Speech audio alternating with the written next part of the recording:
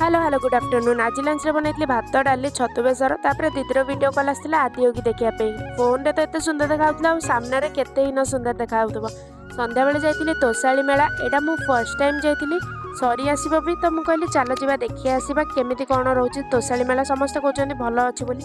तो फर्स्ट जाउ जो ए चाଳ घर भितर नजर पड़ला ता भितर जाई देखिला बेले सब जिनस थिला पट्टचित्र पाटशाढ़ी ए सब ता विषय रे भी लिखा थिला।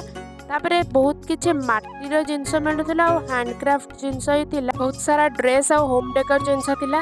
बुली बुली पूरा थकिकी आमे जाइकी पहुंची गलु फूड स्टॉल रे तापरे जाइथिलु रोजीज किचन सेठी जाइकी देखिला बेले बहुत गहଳି थिला और एठी थिला मो रोजी मैडम ऑर्डर करथिलु हमें मालपुआ आलू तरकारी और चावल बरा जार टेस्ट बहुत ही ठीक ठाक थिला।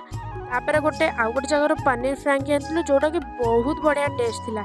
लास्ट को चाउमीन और पनीर तरकारी खाई कि आमे पळे आसलु घर को मु आसला बेले ए दुटा जिनस आनथिली बस एति थिला।